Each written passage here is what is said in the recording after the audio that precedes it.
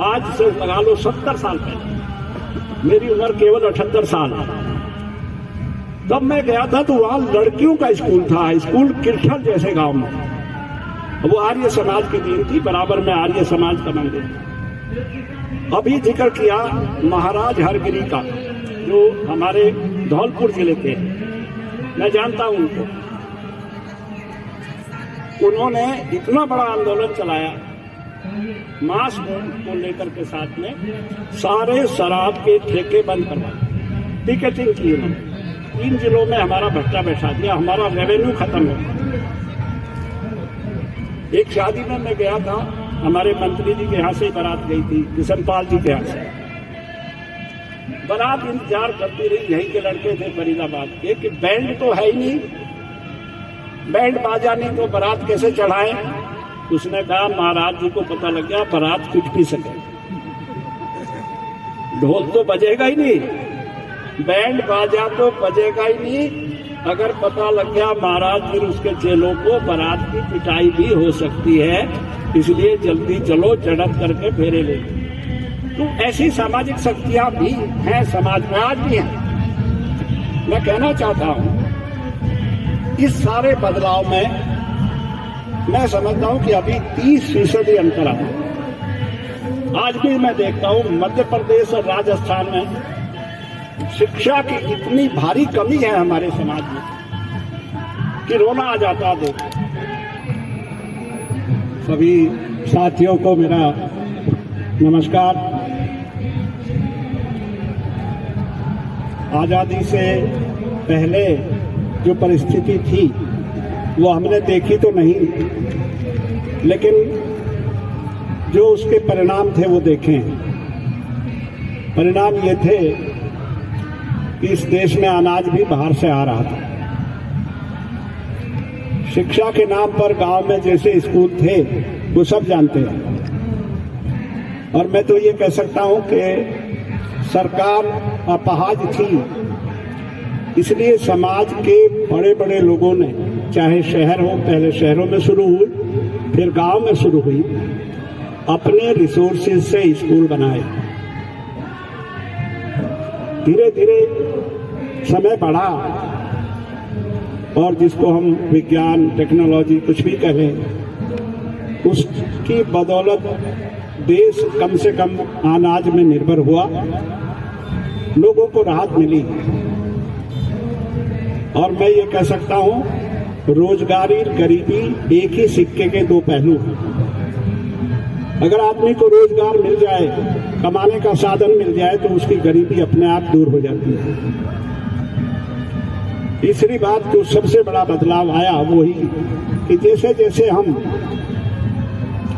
अनाज में आत्मनिर्भर हुए, जो सरप्लस था गांव के लोगों के पास, गांव में बड़े पैमाने पर स्कूल खुले। अनाज का चंदा इकट्ठा करके लोगों ने गांव में स्कूल खोले। पैसों की तो बात छोड़ दीजिए, मैंने देखा है भाई पैसे नहीं तो अनाज गालो बेच करके कमरे बना लेके स्कूल चल जाएगा। उसका नतीजा ये है कि आज गांव में जहां आर्थिक खुशहाली आई, कृषि की तरक्की हुई, शिक्षा में भी देश आगे बढ़ा।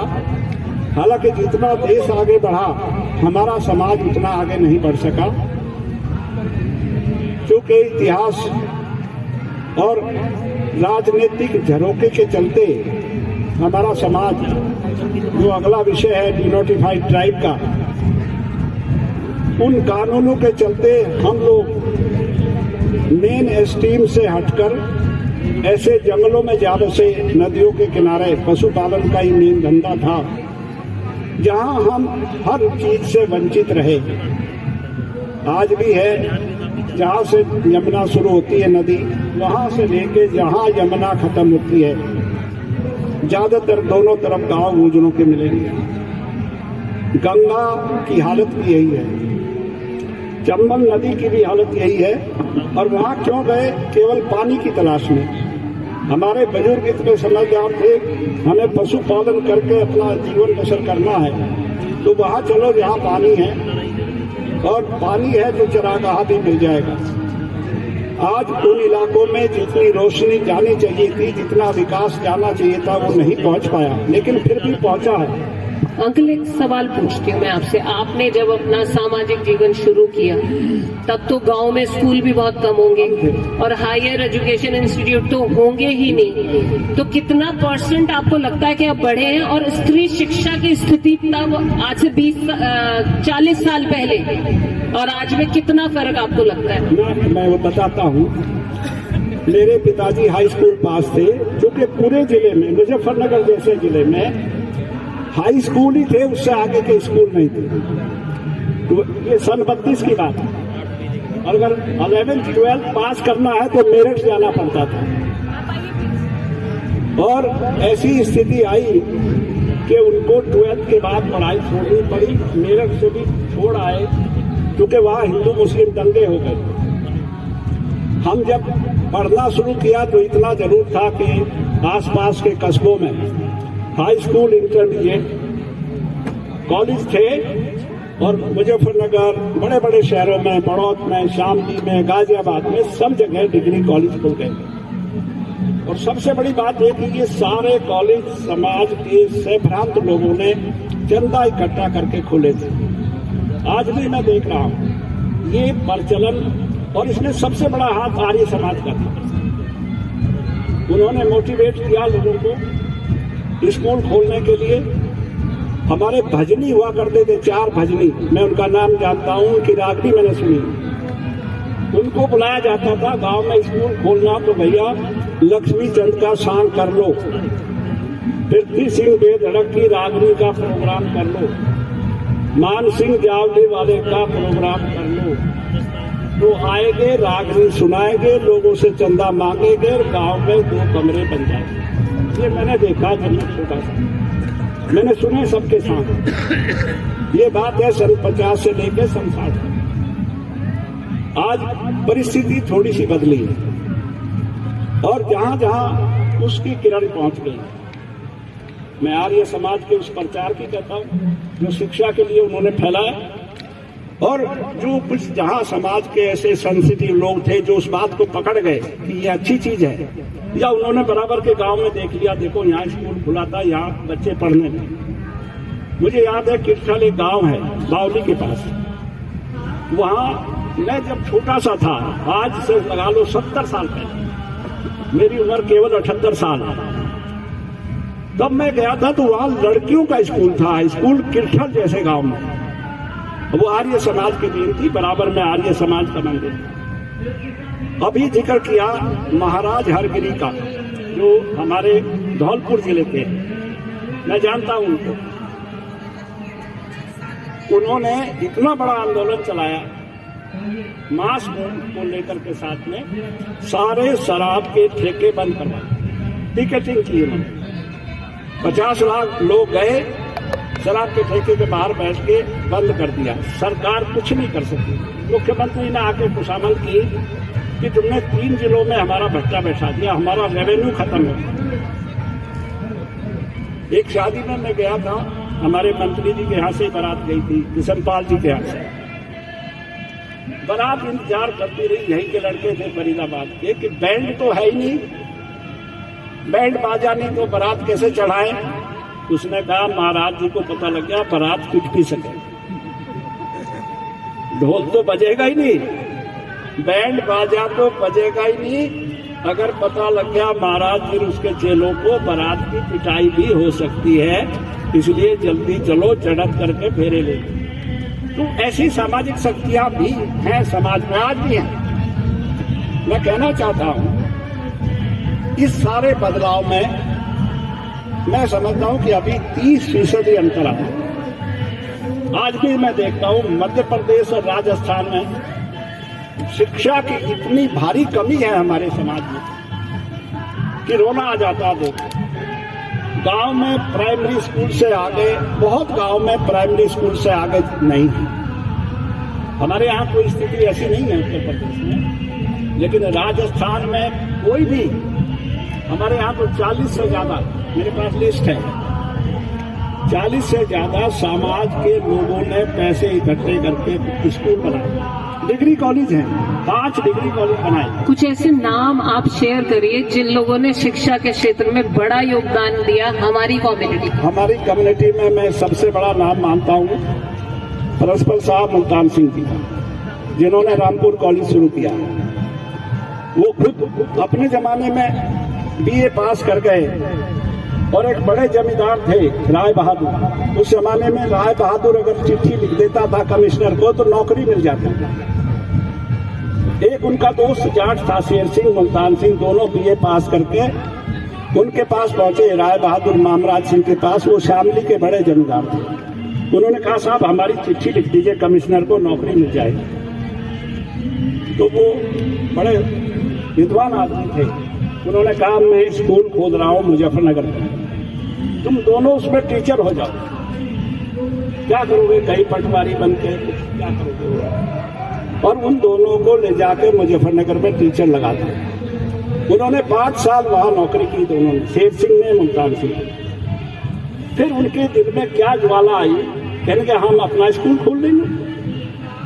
और दोनों ने नौकरी छोड़ के उस वक्त के हमारे समाज के सबसे बड़े सामाजिक में जो थे, मुंडलाना एक गांव है रुड़की के पास, उनका भी नाम महाराज सिंह था।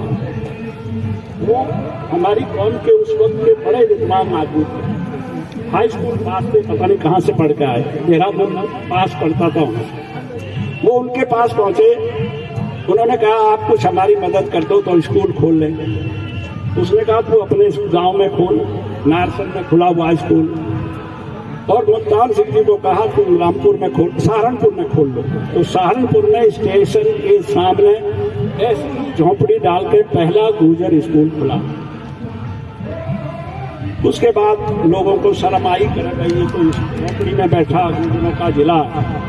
उन्होंने जमीन भी दी, एक ही परिवार ने 172 बीघा जमीन दी।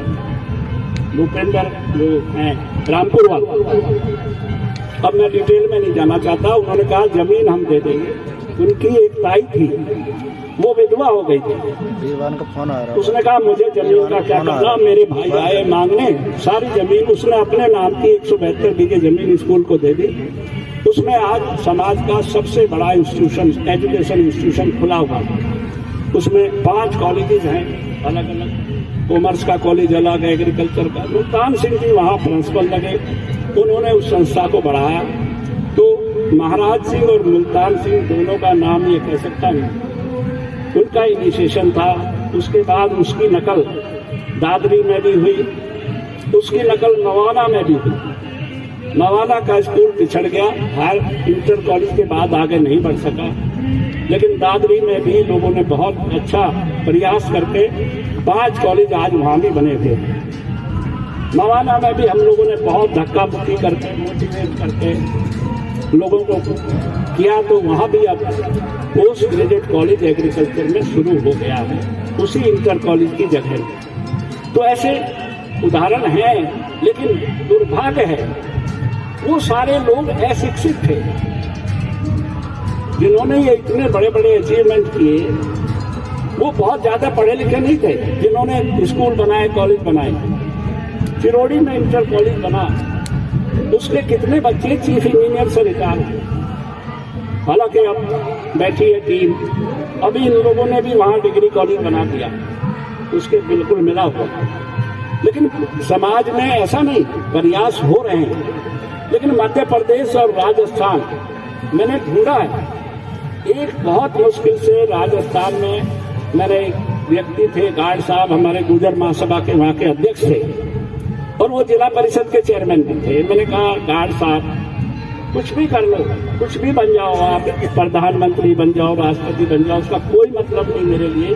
अगर आप एक लड़कियों का स्कूल खोल दें तो आई विल गारलैंड यू। उन्होंने एक लड़कियों का स्कूल दूधू में खोला है। वो भी बहुत मोटिवेशन के बाद बहुत मैंने उनको थपेड़े लगाए कि कोई नहीं पूछ रहा तुम जिला प्रमुख हो या क्या बन जाओगे। तो ये सारी चीज है, मोटिवेशन इसमें सबसे महत्वपूर्ण चीज है। अगर समाज के कुछ लोग मोटिवेट करते रहेंगे, और रुकावटें बहुत आती है। राज्यपाल जी बैठे, इनके कॉलेज को 14 साल लगे और मैंने भी इनको नहीं सोने दिया। हर 15वें दिन पूछता था क्या हुआ तुम्हारे स्कूल का, अजय लखनऊ भाई, चलो लखनऊ लेकर जाता था, तहसीलदार ने कागज नहीं दिया, चलो कल मिलो कचहरी। तो मोटिवेशन और उसके साथ जो परस्यू करना भी वो बहुत महत्वपूर्ण चीज है। Thank you so much. वो समाज में लोगों की कमी है, इसलिए ये जागरूकता और ये एग्जाम्पल हमें लिखनी चाहिए। मैं राजपाल जी बहुत बड़े लेखक हैं। हाँ, मैं बाबूजी को ही देने वाली हूँ। मैं ये समाज का लिखवा भी रहा हूँ, ऐसी बात ना आप इतिहास लेखन भी कर रहे हैं, वो बताएंगे, अभी पूछते हैं। पाइपलाइन में है जो जी रखी है वो इनकी नजर में अभी पड़ी नहीं। मैं आज भी किताब लेने आया हूँ। नहीं, हम लोग भाग्यशाली हैं, आप जैसे बड़ों का हाथ हमारे सर पे है और आप लोगों ने जो मेहनत करी है, हम भी कोशिश करेंगे उस मेहनत आपको निराश नहीं करेंगे, आगे ले जाने की कोशिश करेंगे। ताली बजाइए।